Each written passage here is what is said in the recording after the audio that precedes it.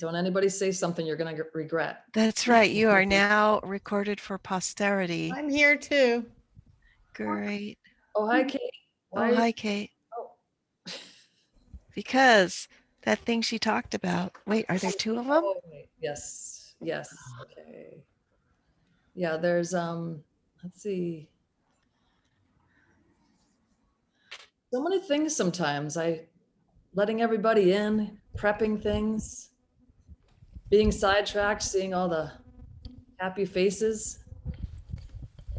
Hello, happy faces. Hello, happy faces. It's Friday, Feedback Friday. Oh, yeah, we have an alternate theme song, which is kind of Amy just riffing. Yeah. All right, folks, if you could go ahead and mute yourselves.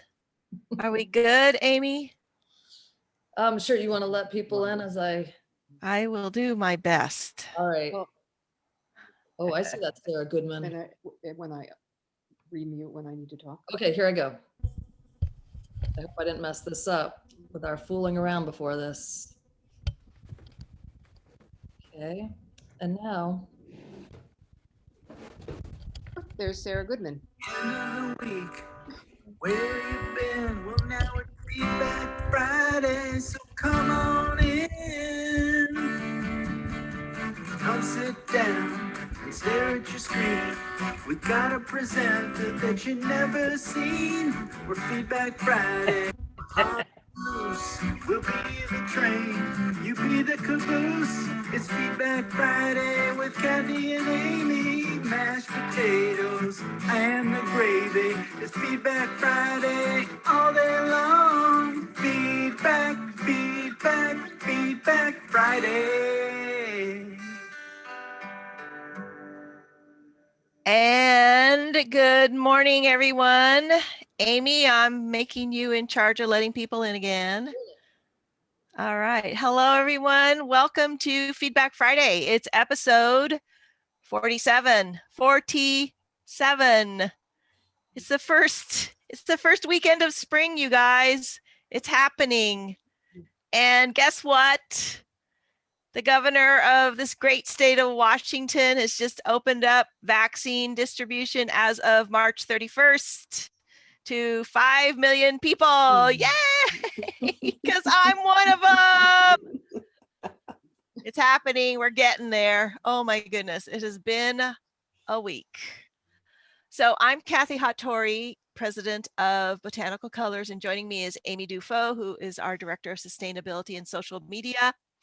This is Feedback Friday, the weekly show where we speak with scholars, artists, activists, growers, makers, movers, shakers, anybody who is interested in natural dyes, natural colors, and some level of stirring stuff up. And before we start, I just want to say thank you to everybody. We have gone through 47 weeks of this together and we're still going strong. As Amy has mentioned, right on time, the garbage truck is here. As Amy has mentioned, every week we get more and more people joining us on Feedback Friday, and we're very grateful for that. I do want to talk about something serious just for a second, and I'm not going to dwell on it, although it's making me nuts. And that is this rise of violence against Asian Americans and Pacific Islanders that's happening because of a lot of things that are both historical and contemporary, but culminated in just a horrific violent crime this week in Atlanta, Georgia. And I spent all day yesterday just kind of trying to hold those people close and think about them. And I'd like you all to do that too as you go about your day, but understand it's not just Asians, it's everybody. If you're female, it's because you're a woman. If you're a person of color, it's because you're that color. If you have an accent, it's because of that accent. It has just reached these intolerable levels here, and I got a whole lot more to say about that, but I just don't want to dwell on it. But just understand that that's where I'm at right now, and I'm thinking about those folks and praying for them. But before we get too down in the dumps, I just want to say that we've got a little housekeeping, and that is Amy is our moderator, and she will be monitoring the chat, which we will open up after the presentation, and she'll be asking questions of our presenters today. And as well, any reference information will be put into chat and included with the blog post that we send around, plus the email that has the link to this recording, as well as all the supporting documentation. And let's see, I think that's it for intro, and you can hear the garbage truck in the background.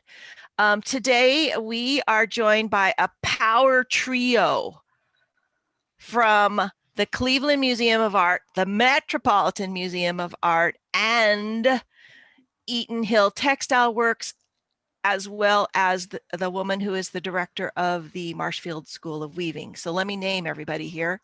Robin Hanson has managed the Textile Conservation Lab at the Cleveland Museum of Art for over 2 decades, and she's joining us. Nancy Britton is the Conservator Emeritus of the Metropolitan Museum of Art, and whose specialty is upholstery conservation. And Kate Smith is the owner of the Eaton Hill Textile Works, which is specializes in weavings from, it looks like from the 17th century onward, but nothing's, specifically contemporary, really more historical, historically derived weavings, which are just amazing. And you should go look at their website. It's pretty incredible.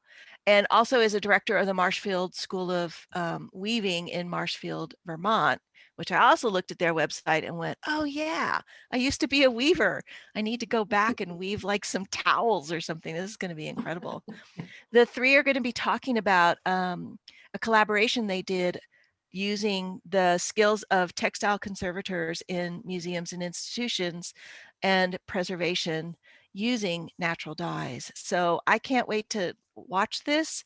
I'm going to turn it over to Nancy Britton, Robin Hanson, and Kate Smith to just regale you with this amazing project that they did. Ladies?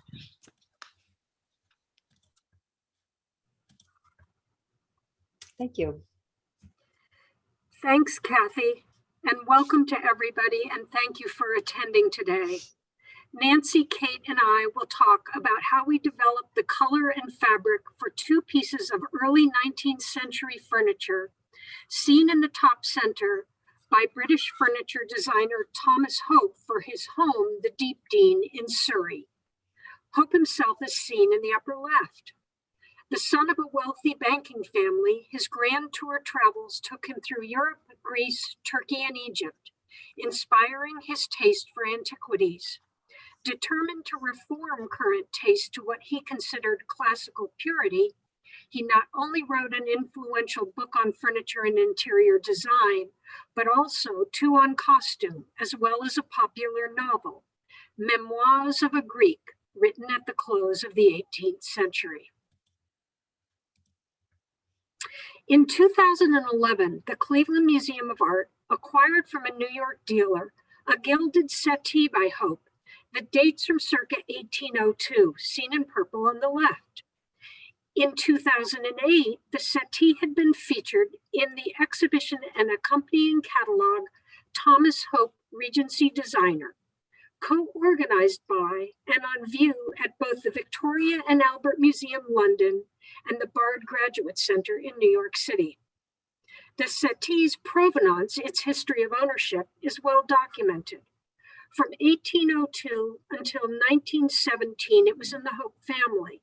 In mid-July 1917, the settee was sold at auction at Christie's, London for £9 9 shillings. At that point, it was covered in green velvet. From 1917 to 2001, the settee's whereabouts were unknown. The Met's bench, seen on the right, was possibly sold in the Christie's sale of Hope heirlooms held at the Deep Dean over 6 consecutive days in September 1917.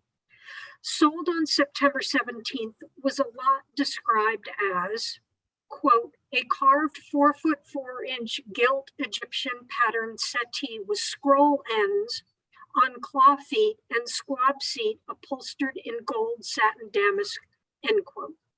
The bench may have been part of Hope's own collection of furniture, which he designed to provide his home with suitable furnishings for the display of his classical, neoclassical, and Egyptian statuary and other artworks. It was possibly used in his London home on Duchess Street or at the Deep Dean. Through a series of propitious occurrences, both Cleveland's settee and the Met's window bench came up for conservation when both institutions began their British Gallery's renovations at about the same time. This set the stage for a collaboration involving the three of us. In early June 2001, the settee was sold by an auction house on the south coast of the UK to a London dealer who later that same year sold it to Philip Hewitt Jabor. That's him on the right. He reupholstered the settee in the purple poplin seen in this image. A decade later, it was sold by a New York dealer to the Cleveland Museum of Art. These portraits of Thomas Hope and his wife Louisa say much about them as people and their style. Pompeii had been rediscovered in 1738, and as a great proponent of classical design, Hope loved fabrics and embellishments. Is it a coincidence that both he and his wife are dressed in red, and that the bottom of her gown has tasseled fringe, and that his waistcoat is elaborately decorated with goldwork embroidery? Note the Anthemian leaf border at Louisa's hem and the use of fabrics of varying transparencies and reflectivity. His playing with the contrast of monochromatic warm reds and shiny gold in his costume is echoed in his gilded furniture, upholstered in red wool. The 1807 publication by Thomas Hope titled Household Furniture and Interior Decoration, executed from designs by Thomas Hope, features in the center of this slide a bench similar, if not identical, to the Met's bench. Bolster designs are plain or gathered with either a center medallion or tassel. In his publication, Hope describes several color schemes for drawing room designs. Plate 6, and I quote, "The colors of this room are very vivid and very strongly contrasted. Due attention has been paid to their gradual lightening as the eye rose from the skirting to the cornice. The tint of the sofa is a deep crimson, that of the walls sky blue, and that of the ceiling pale yellow, intermixed with azure and sea green. Ornaments of gold in various shades relieve and harmonize these colors." He goes on in plate 7 to say, "The sides of the room display in satin curtains draped in ample folds over panels of looking glass and edged with black velvet, the fiery hue which fringes the clouds just before sunrise." Likewise, a chair design featured in that same 1807 publication is similar to that of the CMA's settee. Fringe hangs from the bottom of the seat rails. Turned discs ornament the rails themselves. You can see similarities between the settee and the drawings at the bottom left and in the chair on the right. During any conservation examination and documentation, physical information on the object itself can indicate what the original presentation looked like. Both the purple poplin on CMA's settee and the light green silk on the Met's bench were recent additions. We know from period documentation that neither were period appropriate. As the current modern underupholstery was removed from the Met's window bench, original gimp pins securing its first show cover were found. Removing a gimp pin and scraping under the head, a mass of red wool fibers, seen in the left center, was found. The red wool was confirmed by the examination of 2 other original gimp pins. What this small fiber bundle could not tell Nancy was weave structure. Nancy had been told that CMA's settee had an extant piece of red wool twill on the back, so she contacted me for confirmation and what more I could tell her about it. Images of the CMA settee emerged that were taken during preparation for the former purple show cover reupholstery more than 20 years ago. Plenty of red wool was extant at that point. I was able to take the settee off view, bring it to the Textile Conservation Lab, and examine the back closely, taking detailed photographs. The fabric was a tutu twill, a 2-ply S-worsted spun warp, and a Z singles woolen spun weft. The set was 50 warp ends and 71 wefts per inch. The somewhat shallow twill line undulated slightly, indicating a rather loose weave that distorted during the upholstery tacking. The surface of the wool was napped. Since there was so much extant material remaining, I removed a 1-inch length of weft yarn and we gave it to the Met's dye chemist, Nobuko Shibayama, for analysis using high-performance liquid chromatography. Dye analysis revealed that the CMA's red wool was an odd combination of dyes and mordants.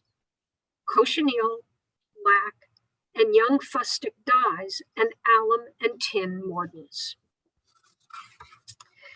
Shibayama had some interesting thoughts about the double use of reds, lac and cochineal, something she'd never encountered before. She conjectured that the lac young fustic was a first dyeing, then a second dyeing occurred using cochineal and tin. Because cochineal and tin is so fast, a dyer hasn't any necessity for redyeing, and it would be a last dye. In addition, once dyed with either combination, a dyer wouldn't use the other in the same process. But it begs the question as to how and why this combination occurred. We'll never know for sure, but delving into textile use and processes of the 17th to 19th centuries, textile reuse and renovating of textiles are frequently referred to prior to the onslaught of industrialization and the proliferation of textiles. The lac young fustic combination is a darker, duller red, common to the late 18th century. By the early 19th century, a more vibrant red was sought, what a cochineal and tin combination would yield. It is possible that Hope, known for his detail-oriented approach, had existing fabric redyed for his furniture. So now we had all we needed to reweave a highly accurate period fabric for the Hope furniture. This is where Kate and Eaton Hill Textile Works enters the picture. Hi, here we are. This slide shows a few of the pieces that we've done for the Met over the years. And they all involved color matching and then weaving the fabric to the unique specifications that were required for each project. The Klismos chair on the left was also our first attempt at making a watered moreen using a cast iron press that I had specifically made for this process. The trims on both the easy chair and the bed were also woven to match specific historic textiles. Eaton Hill specializes in the reproduction of 17th, 18th, and 19th century linens and wools, woven trims, checks, webbings, worsted, and woolens, and carpeting. It was founded in 1992 after I served a 10-year apprenticeship in historic weaving techniques with Norman Kennedy at the Marshfield School of Weaving. The Marshfield School of Weaving is the nation's foremost school for textile techniques as practiced in 18th century Britain and early America. The instruction is founded on efficient, practical methods rooted in a tradition that reaches back to medieval England. Gathered in a 19th century barn overlooking the hills of central Vermont is the largest collection of working 18th and 19th century looms in the country. This slide shows some of the historic looms and wheels that we use to weave all of our fabrics at Eaton Hill. Some are from the 18th century and are still in good working order. Many of the looms that come to us for use at MSW and Eaton Hill are often in need of repair, and I now have a team of local timber framers who are helping to restore them and replace missing parts. It is an amazing feeling to sit down at one of these early looms and throw the shuttle across fabric that is similar to what was woven on it 200 years ago. I could talk for hours about why we prefer these looms to modern ones, but in the essence of time, Let me just say that knowing that they have been used for centuries to clothe and provide textiles for all uses is quite awe-inspiring. For many years, I researched how fabrics in the 18th century were watered or embossed and discovered that there was very little documentation for this process. From what few illustrations and descriptions that I found, I was able to share this information with a local metalworker, and he was able to construct my first calendar press. The basic premise of all calendared and watered fabrics is heat and pressure. The pressure I achieve with a hydraulic jack and the heat with steel plates heated over a gas burner. The press that we use now has been upgraded to be generated by electricity. Providing fabric for the Hope settee was a unique project for us in that the Met had decided to match the red color with natural dyes and the CMA with synthetic acid dyes. The photos show our color palette of recipes for natural dyes on the left and the acid dyes on the right. Our first step was to send the closest samples that we had and then make adjustments from there. Once the color was agreed upon, then we dyed some of the actual yarn for the fabric and wove a strike off. This slide shows some of the color options for the cochineal dyed reds, which can range from pink to orangey red depending on the mordant. This slide shows the larger selection of reds from the acid dyes. It can be easier to match colors with acid dyes because of the consistent nature of the dye stuff.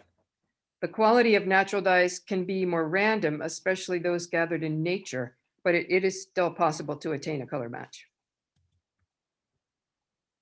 The recipe for the Met Red was made using cream of tartar, alum, and then stannous chloride, tin, as the mordants, and cochineal, lac, Osage orange, and fustic as the dye stuffs. The recipe for the CMA fabric was Prochem Chinese Red and Prochem Turkey Red. And this slide shows some of the dye process from our dye studio in Vermont. Hello all. Using the weave analysis with the warp sets and weft counts from the CMA original, Kate began with just white yarn in diameters appropriate to the sets. Kate also had to select yarns that could be napped after woven. Finding appropriate diameter yarns to replicate period textiles is challenging and getting harder all the time as the textile industry enters the digital weaving world and the yarn construction changes to accommodate the new looms. In the inset, you can see the difference between the napped surface and the unnapped underside. Kate also began to make an initial sample of the color we needed by just rubbing the surface of her white woven sample. This was certainly faster than a full immersion dyeing. Several processes took place simultaneously. Once we had the dye analysis, Kate could dye samples showing the differences in color using different mordants, additives, and the red tones achieved by mixing natural red dyes. From the left, Kate dyed cochineal along with madder, then cochineal along with cream of tartar and tin. On the second card on the right is cochineal, and on the far right is a lighter shade of cochineal with cream of tartar and tin. The color differences are striking. For Hope's furniture, the curators opted for the brighter red. These samples were an early round of strike-offs using the actual dyed yarn. Eaton Hill was also testing the napping process present on the original fragments on the CMA settee. At this point, our curators diverged on their perspectives on the choice of dye stuffs. The CMA decided that they preferred the reliable acid dyes, while the Met decided to go with the natural dyes. Kate's challenges were to establish the color of the natural dyes to be used for the Met fabrics, and then match that with the acid dyes. This is because Kate was yarn dyeing rather than traditional piece dyeing, and we could have the warp and weft yarns dyed a slightly different color. With a slightly unbalanced 2-2 twill, the weft side of the fabric could read a little more towards one tone, and the other side would read a little bit more towards the warp tone.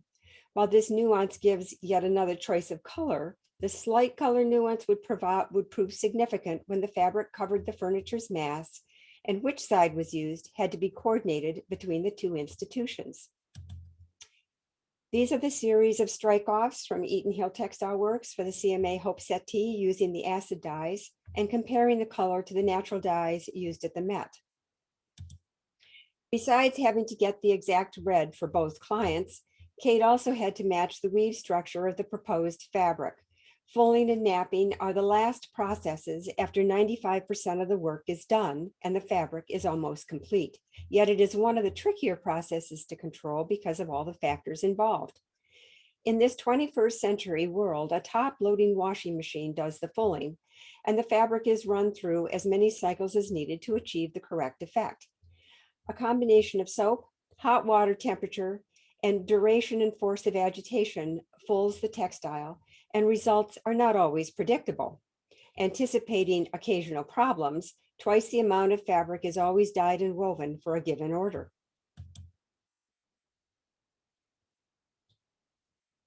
I'm going to turn this over to Robin.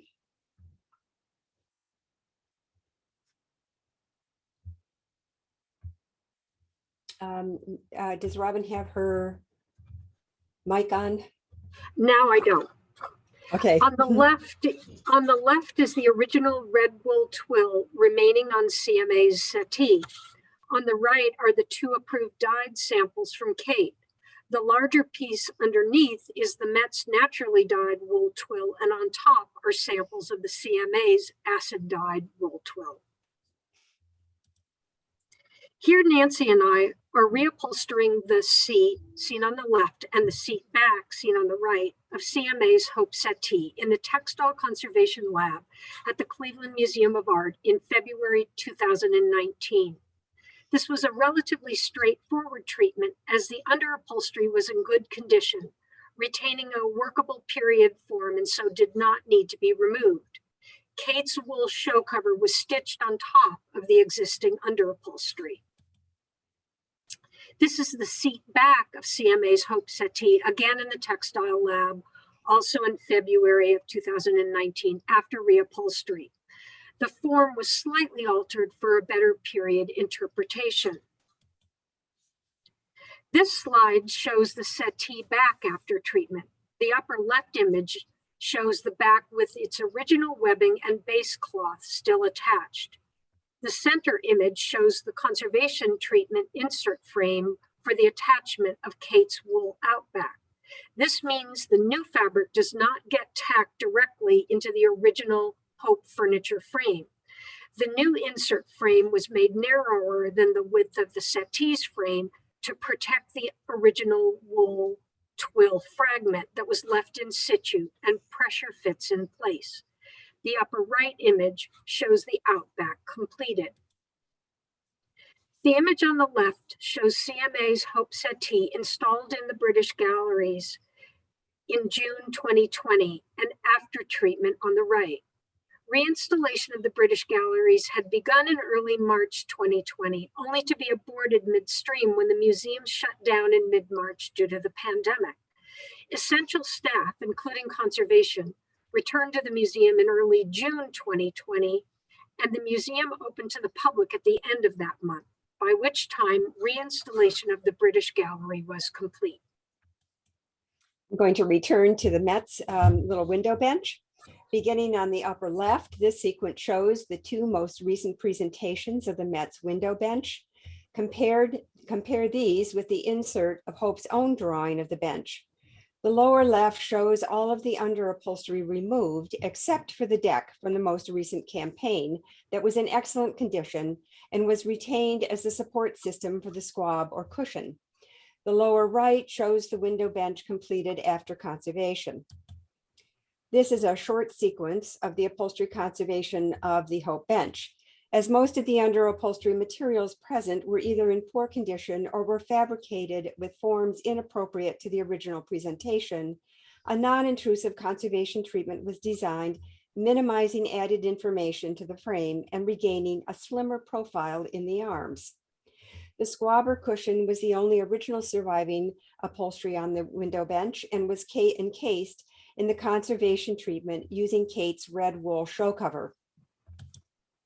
This sequence shows the development of the bolster's center rosette, beginning with an off-the-shelf rosette found at Samuel & Sons. The turned discs on the frame were used for size and shape, and working with the limitations of a commercial manufacturer, we eventually eliminated the roughs to achieve the size needed. Colors for the rosettes were chosen from their standard color offerings. In summary, it was fortuitous that both the CMA and the Met were reinstalling their British galleries at the same time, with the CMA opening in June and the Met earlier in March of 2020. The CMA settee retained full fragments of the original red wool, providing complete weave structure and dye color information for Eaton Hill to do an exact replica of the fabric. This amount of information is frequently just plain not available. The Met's partial physical information confirmed that the window bench was upholstered in red wool that appeared very much like that of the CMA's settee. This supports the supposition that this bench may also have been part of Hope's personal furniture. Both institutions were fortunate to have Kate Smith's long experience and deep knowledge of historic textiles, her expertise in both natural and chemical dyeing, the period equipment for weaving her fabrics, and the fulling and napping expertise of the wool twill. For Kate, the challenge of dye matching colors of two different dye stuffs was a first. The highly successful three-way collaboration allows these two objects to be exhibited together and are outstanding additions to their respective British galleries. Thank you all. Just some acknowledgements to the many, many people on the team that helped us with this. So I'm going to take this back to Kathy. Well, thank you, ladies. Oh my goodness, that was amazing. That was really, like, I have all these construction questions about, like, how do you learn to upholster something from, you know, the 19th century when, like, what kind of text do you use, or do you? Well, I think there's a lot of familiarity with traditional techniques. And they're actually starting in the late 18th century, there start to be upholstery books describing this information. And also at the Met, we are incredibly fortunate because we have so much furniture from so many different cultures, and much of it has original upholstery. So you actually can see and document and understand these traditional techniques. Wow, amazing. I'm going to turn it over to Amy I'm sure that there are lots and lots of questions in there. And it's gonna get ready for the lots of questions. Okay, hold on. I'm gonna go back up because this one just disappeared. I was gonna ask you, so Kate, did you do all the work remotely, or did you go on site to CMA and the Met at any point? Hold on, we're gonna unmute you here. Hold on. Can you unmute yourself, Yep, Kate? I did, yeah. I did all my work from Vermont, and to tell you the truth, I had no idea what this piece of furniture looked like until after it was all finished and I got a picture from Robin. Which is often the way I work. I don't get to see the piece. I, work with a client and then they take it to an upholsterer and then I finally get a picture of it. So. Yeah, that's great. Let's see, can you tell us something about the wool for the fabric and what kind of sheep were sought? Well, we started with a yarn that was already spun. We didn't take it from the fleece at this point.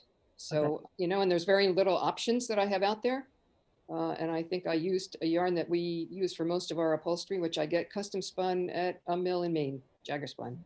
Oh, yeah. And that wool, I think, is probably Romney from New Zealand. Okay, good. You just answered the next question. Yeah, lots of people want to know about the wool. But actually, the weft was from England, a mill called Knoll Yarns, and they make a beautiful wool singles. All right. Let's see. Oh, question for Kate. Wow, Kate, I hope your internet stays working because apparently your questions are all for you. All right. So you mentioned making plates for embossed, or is it moired fabric? Parade. Moirade. Mhm. Are they plates heated to set the pattern in the fabric? Could you talk a little bit more on this since there's so little information right now? Yes, I know. That's why it took me 15 years to figure this out. We now get our plates, and which are all taken from period fabrics. They're made in Michigan, and it's a laser process. I send a digital image to scale of what we want, and then they make the plate. And then the plate is inserted in the press with the fabric, which has been soaked in hide glue and dried. And then it's put in the press at, we try to keep it 250, 300 degrees for 15 minutes. And then we move the fabric along. It's a tedious, 8-hour process to do a, 10-yard length of fabric. But that's what I have figured out. All right, so Kate Ellis is asking, who actually made the furniture? It wasn't Tom, it was Thomas Hope, it was his, but do you know who? I'm not sure that we know what what cabinet making shop made it.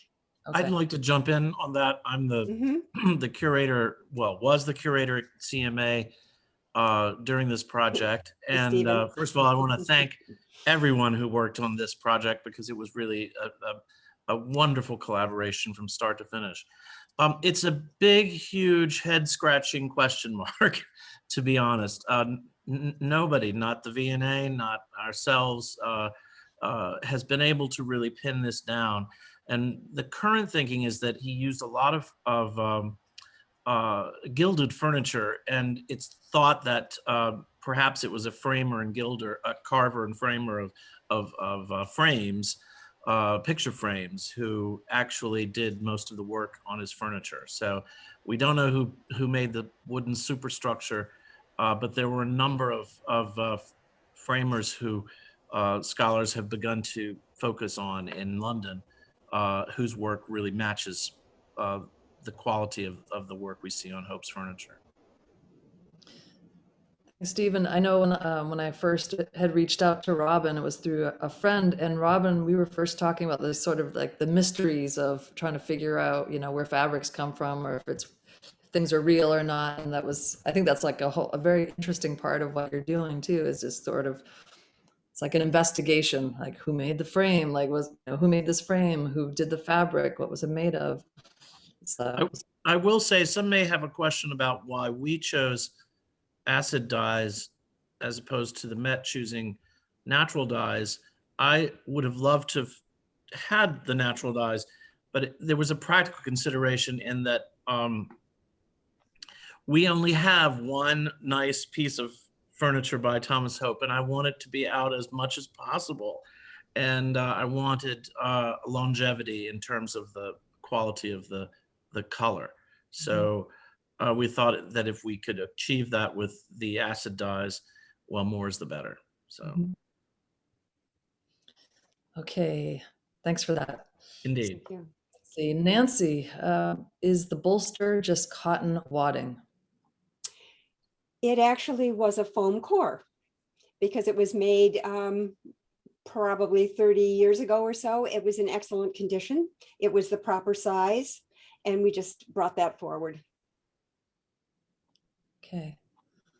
This is a great question. It's going to take a little bit of time to answer, but so Susanna James is asking, I'm interested in all of your backgrounds in conservation. What drew you all to conservation, and why do you believe in its importance? You can go first, Nancy. You're up on that one. I was actually a spinner and dyer and weaver before I went into conservation. Kate and I have known each other from our early 20s, and I won't tell you how many decades ago that was. And I worked for the American Textile History Museum for many years in many capacities, and eventually changed my career into conservation because they had one of the early textile conservation labs there, and I was exposed to that. And I have an equally circuitous path. I've always been in the visual arts, but I started out in contemporary art in galleries in Soho in New York City. And then I moved to Los Angeles and began my museum career. And the museum I worked for, the Museum of Contemporary Art, did not have staff conservators. and I was in the development department doing fundraising and grant writing.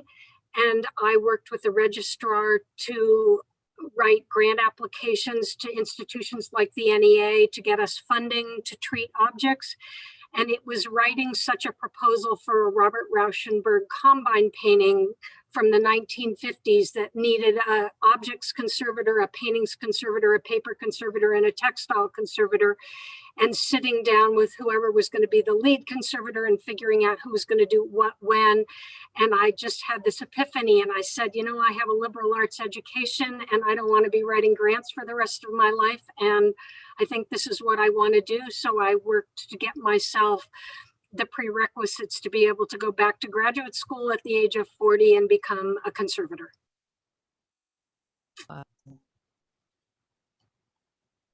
Kate? Kate, did you want to add anything to how you got into doing what you're doing? With, like, you kind of talked about at the beginning, kind of going from one to the other from Well, if you really want to know, I had a choice of taking a class in scuba diving or in weaving. And I chose weaving for some reason. I don't know why. It was a close call. And then I came to the Marshfield School of Weaving in 1979, and it changed my life. And I never went home or left Vermont after that. It came to me completely unawares. I didn't plan it. I had no interest in weaving before it, but meeting Norman Kennedy and just being involved with this historic equipment, it ignited a passion in me that has still not ever dimmed. So that's my story. Do you scuba dive though too sometimes? I have never scuba dived in my life. All right. Yeah. All right. I just ask, because on the end of that question was, why do you think this is important or something like that? And Yeah. I just want to say that from a curatorial point of view, I know I speak for all my colleagues who say that the conservation voice is an absolutely crucial one in undertaking any kind of project like we have done. And in order to be able to do what I think curators want, which is to present works in the most accurate way, we love, and we support our conservation colleagues in every single way, because they provide the details, the how, the why, the how do we get to what you want in the end. And so I just can't say to all conservators who are on this call how much we appreciate all the work that you do. Thank you. I know. Thanks, Stephen. I really mean that. Yeah. Yeah, we also had a conversation about this too, kind of that, like, keeping on with that knowledge and passing it on to other generations learning about it and excited about it, so it's not something that dies out. But I think Kate, you were saying that that's just, you know, part of the weavers that are at the Marshfield School of Weaving. You have kind of younger generations that are very excited about taking part. Yep. And it's great for them. It's the collaboration between Eaton Hill and the Weaving School. Students get to see that you can do this as a career. And they get a lot of inspiration and feedback when, you know, they see my Eaton Hill weavers at work or us, you know, scratching our heads over a project. It's really great for them to, you know, be aware of that. Let's see. Well, this is interesting because I know, Stephen, you had mentioned before, like the difference between Cleveland and the Met, but somebody's asking, can you comment on the life expectancy of the colors used on both pieces of furniture? And I know from what Stephen, you were saying, like why that color was chosen was kind of more for the longevity maybe versus a natural dye, but maybe somebody wants to kind of comment on the life expectancy of the colors. Well, one thing that I will say that I think is true of both the Met and Cleveland, we also very succinctly control our light levels in the galleries. So anytime we have light sensitive materials like textiles or works on paper, we keep the light levels deliberately low. We remove all the UV, and then the rest of it is very, very low light levels to help extend the life of the light sensitive object. I think we also used cochineal and chose that route because we know from our historical textiles that cochineal is very fast and retains good color for a long, long time. It also has good metamerism under different lights. So, you know, different shifting lights, you really still read that very rich, deep red. Mm-hmm. That's beautiful. I love cochineal. Okay. Is it a metal plate that is made for the press? Yes. All Sorry. right. And it was interesting, you know, we do a vermicelli pattern that I've taken from period furniture.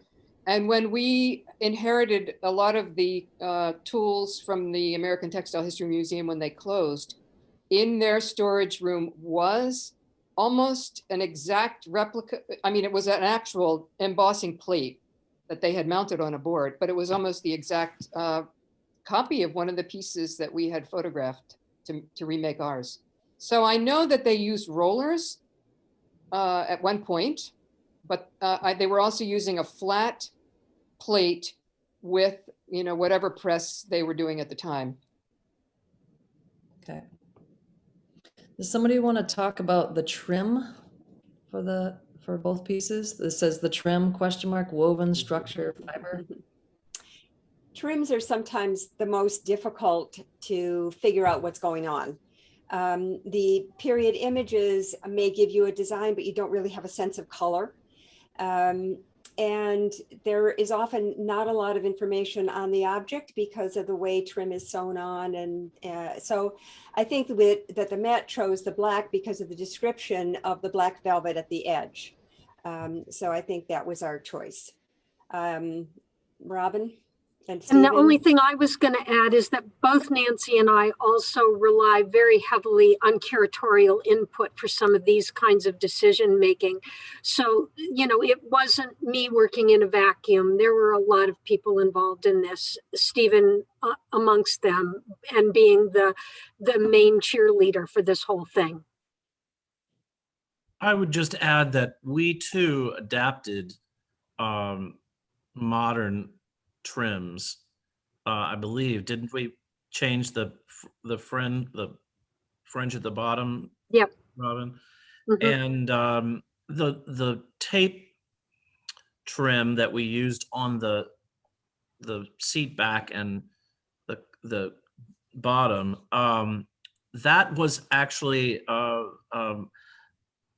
trim that dated a French trim that dated to about 1875. That was a revival of an earlier 1800 trim. So we felt that we had gotten back to the right size, the right scale, the right material, and the like. And there was a giant roll of this. So the trim company in New York simply, you know, gave us 3 yards of it, and we used it. Okay, I'd love to know more about this part too. Could you talk more about the wool twill process in the washing machine? Ugh.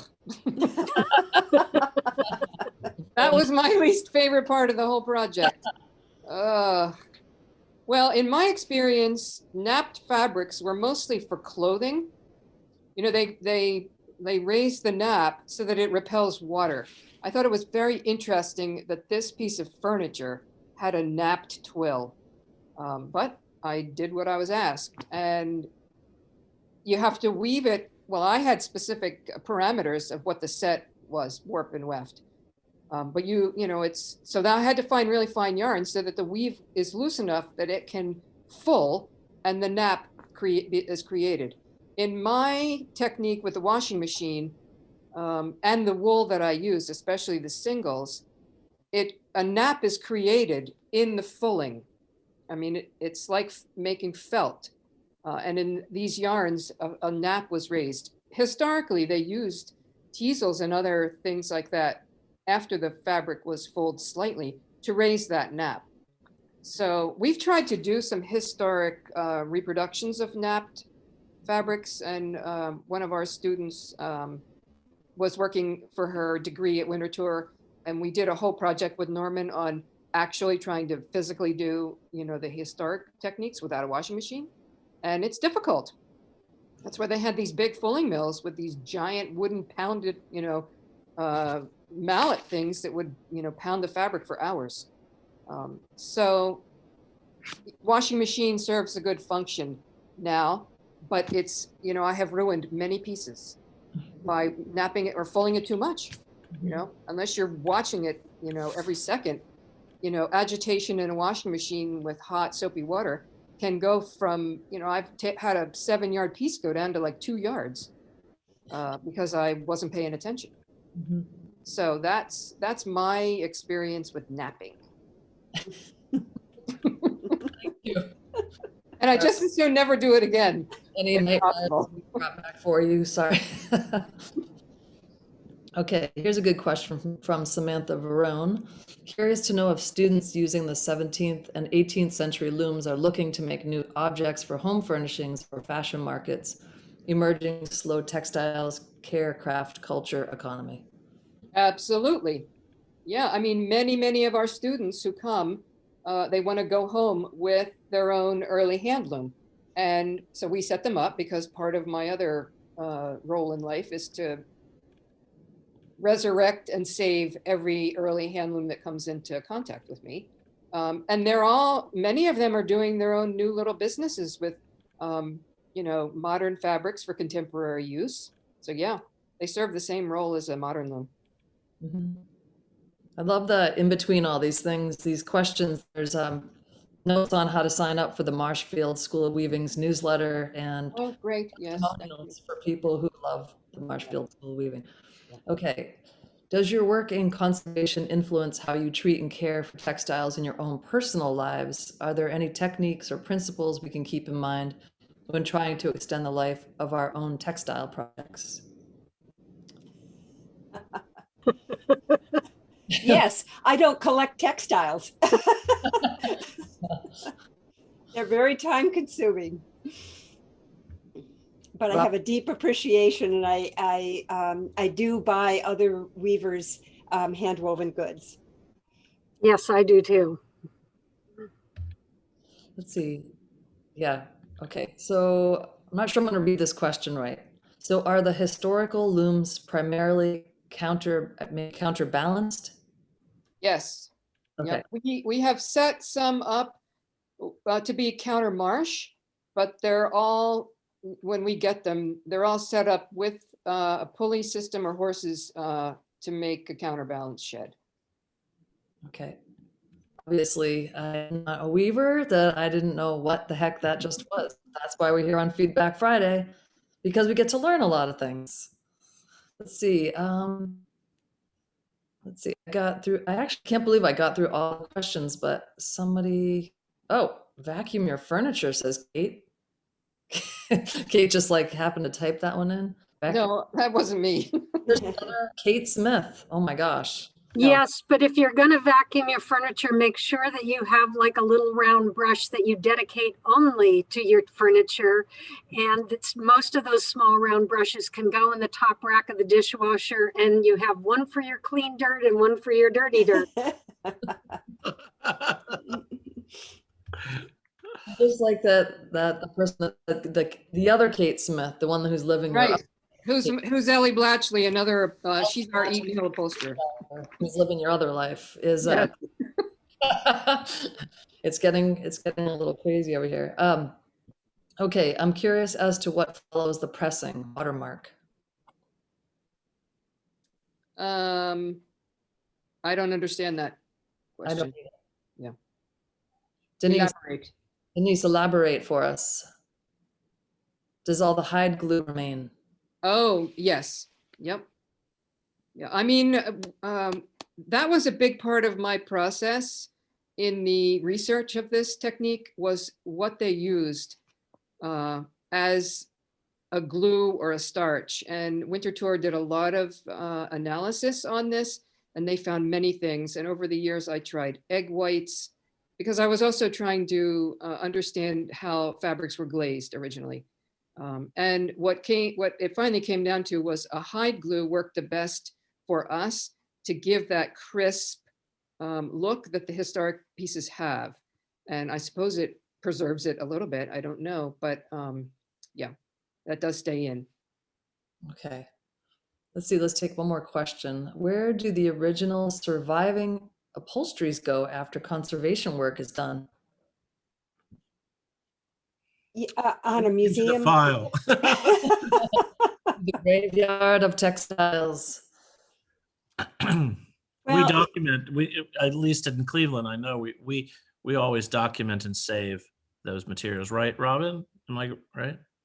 we would save originals.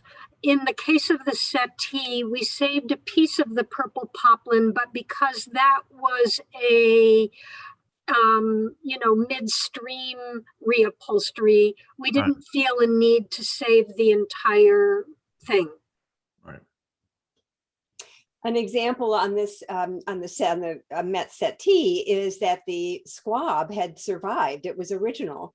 And so rather than separate the objects, we actually encased the original squab back into the treatment. So it's often better to keep the object together when it's sizable parts. All right, great. More Marshfield students, by the way. Oh, great. Yeah, Yeah, we have a wonderful community of students. yeah. It I seems applaud them all. I look forward to being able to come visit you all and Yes. see what you're doing up there. But, well, Kathy, do you want to jump in with all the exciting information that is now? Oh, first, so again, thank you, Kate, Nancy, and Robin, and Stephen. It was so great just to like see behind the scenes, all the way from color to yarn to weaving to finishing to creating these completed projects that were just so beautiful and like so true to like what this designer had documented for you to follow. Thank you very, very much. It's mind-blowing to me. Oh, I'm just going to talk a little bit, and then we now have a new feature on the back end of Feedback Friday, which is Picture of the Week. Week. We will be able to get a reverb soon. We don't have it yet. So just a few reminders. We do have our hemp fabrics in. I'm putting them up on the site. These are vintage Eastern European hemp fabrics that have never really been used. And people are using them for all sorts of home textiles. They are all hand woven. They're beautiful. Many of the hemp fabrics that are 100% hemp are actually hand spun as well. So any of you who know the processing of hemp, this is a very labor intensive piece of fabric, and they're lovely. So those will be up and you can have a look at those. We also launched all of our workshops with Abu Bakar Fofana. So we're going to be holding indigo, mineral mud, and then 2 construction workshops where he's using very long lengths of fini mugu, which is their strip cloth, and creating either a pair of trousers or a tunic. And so those are all on the site. You can have a look at those. And then I just want to quickly speak about next week, which is we'll be talking with LaShawn Moore, who's an artist who engages in the public with her ethnographic fiber making and research practice. And she focuses on plant species that are linked specifically to Black and Indigenous farmers who've been systematically exploited for their agricultural ingenuity. So again, Abu Bakar is, those of you who know him, he's coming from the West African tradition to look at what happened to West African indigo raising in the United States. LaShawn is coming from the other side, cotton, indigo, other crops, and how they were used in the States. She's built a small scale farm growing naturally colored green and brown cotton, as well as ancestral indigo sourced from a low country plantation. Amy, is she in the Carolinas or is she in Georgia? She might still be part of that residency, that studio in the woods. I think Oh, okay.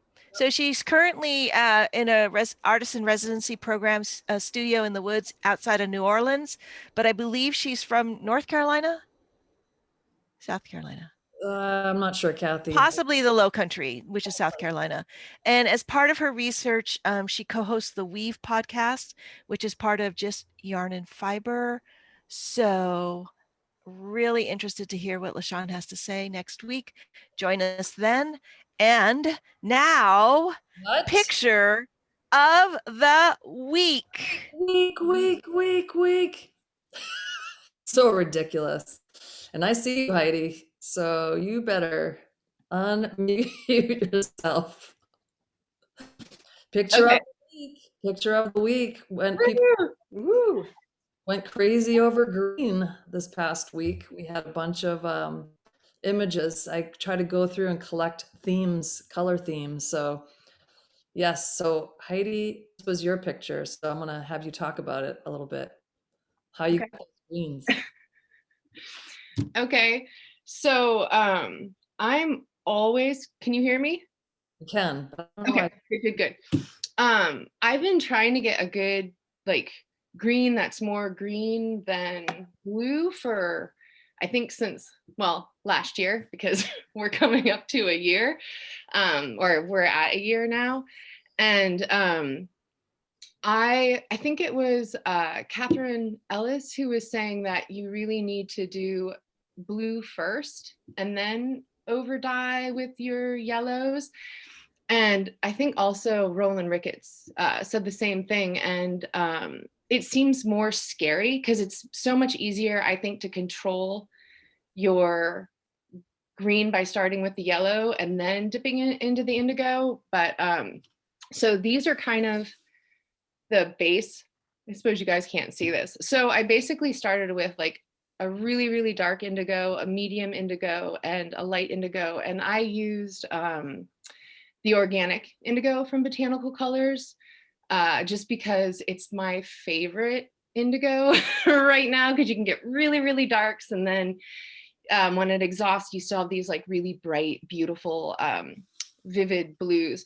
And the top sample would have been the dark. Oh, and I tried the weld flowers because I got weld flowers from you guys. And it was the first time I did weld. Previously, I did Osage orange. And when I would do the indigo over top, I could see the yellow coming out like as I was dyeing it. And especially after I did like my final wash, I could really see that I just always got this like blue green, still totally beautiful, but it was always like a blue green. And so this last time around, did the weld, used the gallotannin aluminum acetate as my mordant. And just basically, I think I dyed the bottom skein, the really vivid, sort of like yellowy green. I dyed that one first. And then I did the, let's see, I did that one, and then I did the dark, and then the next two, and the sort of olivey skein I did last because I had used 2 pinches of iron, even though I read that you were only supposed to use 1. I get excited, and if it doesn't change quickly enough, I'm like, oh, 1 more little pinch.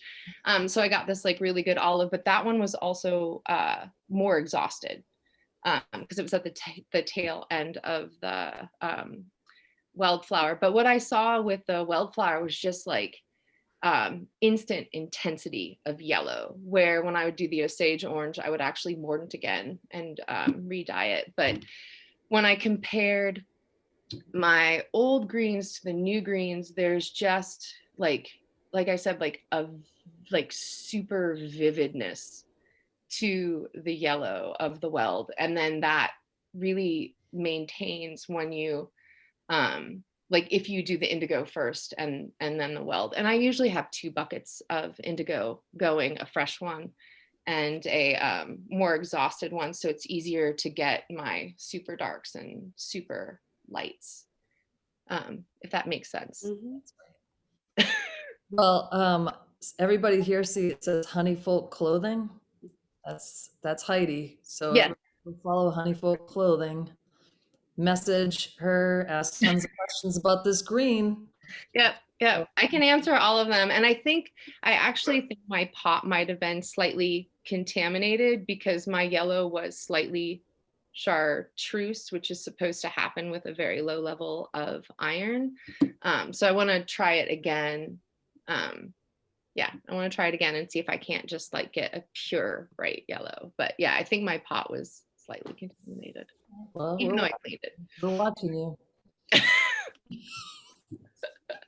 Well, thanks so much for our picture of the Week. Somebody has to do it with me. I can't just do this alone. The reverb. Okay. Well, thank you right. all so much. Yeah, thank you. Thank Thank you, you. everyone. Nancy, Kate, everyone. It was just amazing. Yeah. Thanks, Robin, for coordinating and getting these Yeah, great group together. so good. Thank you for hosting it. Yeah. And sorry to all the people who are in other countries who are just joining us and didn't know we Oh, that's right. I'm sorry, our time changed.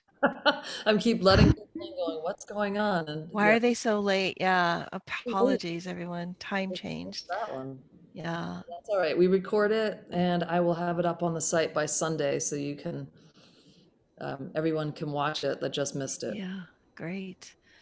All right. All right. So what we're doing now is we're adjourning, but Amy is the hangout queen here.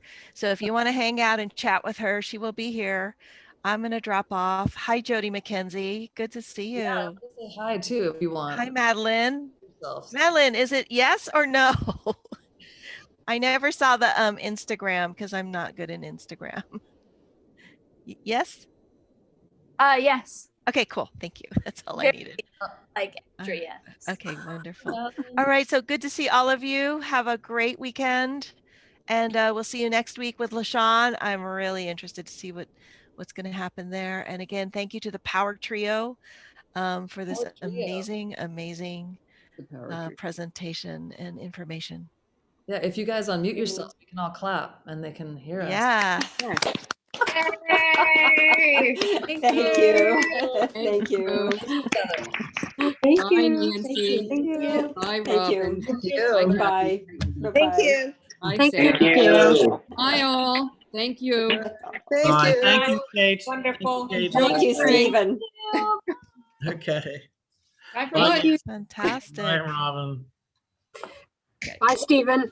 Still coming in. Amy, I'm going to the Marshfield School of Weaving. Okay. Okay. I'll be back. Okay. You could learn to weave. Yeah, we could Yeah, it's very it cool. in a I've never public- woven on Connor Marsh, but All the beautiful weaving I did yeah. downstairs, but I'm the person who's not into the patterns. I was putting know, striped but fabrics I and don't- glimmering fabrics. Okay. You could be. Could be. What are you up to? Thanks, Robin. Oh, they're You're here. welcome, We got- Kathleen. And thank you, Nancy.